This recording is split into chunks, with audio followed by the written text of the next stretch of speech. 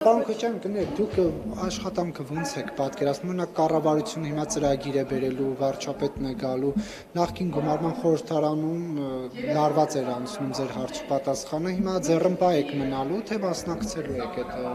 ձևաչափով քննարկումներին, թե իմաստ չեք։ Տեսեք, կառավարության ծրագրին բնականաբար մասնակցելու ենք, փորձելու ենք ակտիվ լինել, մեր դիտողությունները, մեր նկատառումները ներկայացնենք մեր ժողովրդին։ Մենք ճիշտ է գտնվում ենք այս դահլիճում, այս խորհրդարանում, բայց մեր հիմնական ունկնդիրը, մեր մեսիջը դեպի ժողովուրդն է մեծ մասով։ Նույնիսկ եթե շատ ժամանակ արձագանքում ենք, նույն ես արձագանքում եմ ԿՊ-ի որևէ падգամավորի ինչ որ սուտ ասացին կամ որևէ ասացին, ես այդքան իրան չեմ արձագանքում, ինչքան ուզում եմ, որ հանրությունը լսի դա։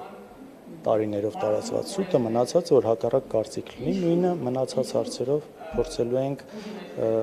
այս այդ ուղղության մեջ արդյունավետ աշխատել մեր հանրությանը ցույց տալ։ Կաշկանդում են, որ նախկինում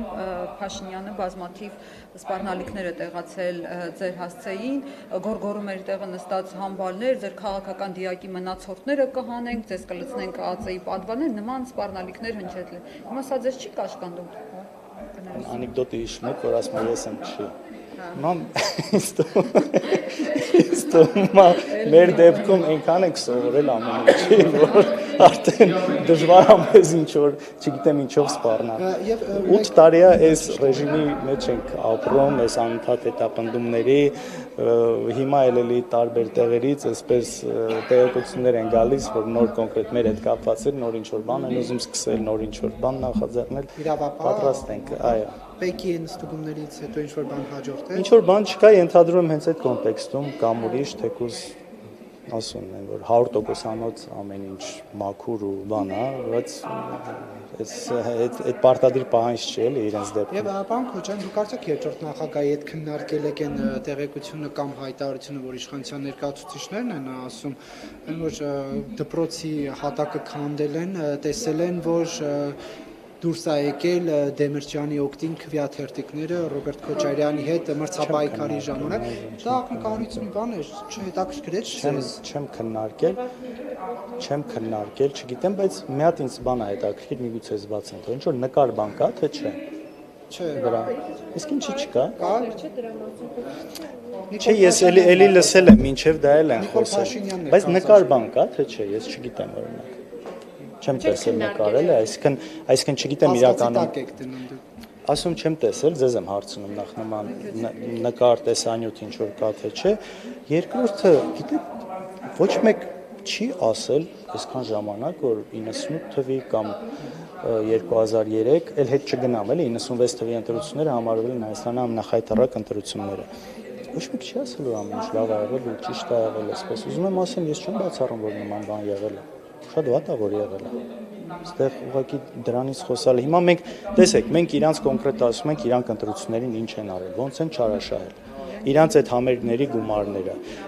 զորահանդես կազմակերպելը 400 միլիոն դրամից ավել զորահանդես են կազմակերպել ու այդ նույն ընկերությունն է այդ պատվերը ստացել, ով որ իրանց ամբողջ նախընտրական այս քարոզարշավն է արել ու 10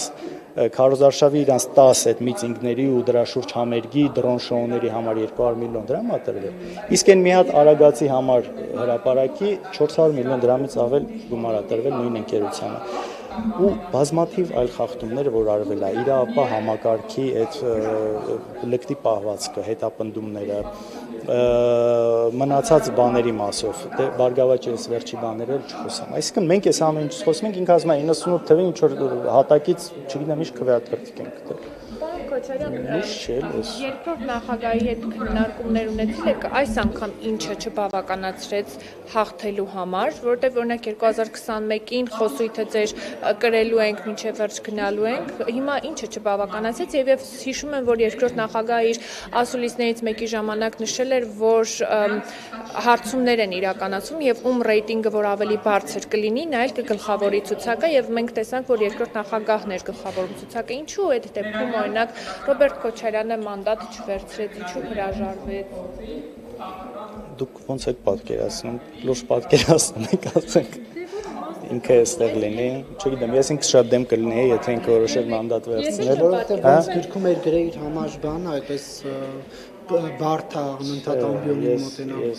սխալ եմ համարում իր այստեղ լինելը ու տեսակ ոչ ճիշտ է, այսքան խնդիրը նրանում չէր, ինքը չէր մասնակցում падգամավոր լինելու համար, բոլորս սա շատ լավ գիտենք, այստեղ իսկ թվում է հակառակը կլիներ, զարմանք կլիներ, եթե ինքը գալ այստեղ մնացած Հայաստանի ազգային ժողովի падգամավոր լինելը Գիտեք, շատ ուրիշ մարդիկ կան ցուցակներում, օրինակ, ովքեր հանդեպ չեն վերցնում։ Հիմա արդյոք կարելի է բոլորին այդ հարցը տալ։ Չէ։ Հիմա իմ համար պատվից ցածր է, չէ։ Բնականաբար պատվից ցածր լինելու հանգամանք չի, հարգելի պարոն Կիրակոսյան, ըստ ումա դուք շատ լավ գիտեք, ես ինչի մասին եմ խոսում։ Կարող է դուք ցուցակը գլխավորեիք ավելի շատ մանդատ ունենայիք։ Ինչքան էր երկրորդ նախագահի ռեյտինգը օրինակ այդ ժամանակ այդ հարցումների արդյունքները մենք չենք տեսել։ Տեսեք, մենք միշտ այս ընտրությունների, իմիջիայլոց թե նաև նախորդ ընտրությունները հաջողություն տեսել ենք ընդհանուր միասնական դաշտի հավաքական ձայների տեսքով ենք տեսել։ Հաջողության հնարավորությունը եւ հավանականությունը այս կոնտեքստում ենք տեսել ու հիմա էլ անույնն է եղել։ Իսկ ուրիշ հարցեր եք ոնց է տվել մոռացա։ Հա, ժողովուրդ, այն անկեղծ մի քանի բան ասեմ, նախ են խախտումներ, ընտրակեղծիքներ, նաև սոցիալական կաշառքը, որը արվել է իշխանությունների կողմից, նախընտրական շրջանում թոշակների բարձրացնել, միջև այս առողջապահության համակարգի մտցնելը, որ իրանք պետք է անեն 24-ին, բայց այսպես պահել են ընտրություններից 6 ամիս առաջ, բանակը 6 ամսով կրճատելը հենց էլի ընտրություններից առաջ, այս ամեն ինչը կոնկրետ սոցիալական կաշառք է եղել, հատկապես թոշակների մասը, ու մյուսը այն արտաքին աջակցությունը, որ ունեցել է այս իշխանությունը, դա, չգիտեմ, շատ մի հատ աննորմալ աջակցություն էր, Մակրոններով, Եվրոպայի մյուս ղեկավարներով, Տրամպով, ուղիղ Վենսի այստեղ գալով, հասկանում եք, այս մի հատ այն որ մեզ են չէ մեղադրում այս կողմի վրա հիբրիդային պատերազմ մնացած, այդ ամեն ինչը հենց իրական այդ հիբրիդային պատերազմն է եղել, որը արվել է իրանց համար, իրանց կողմից։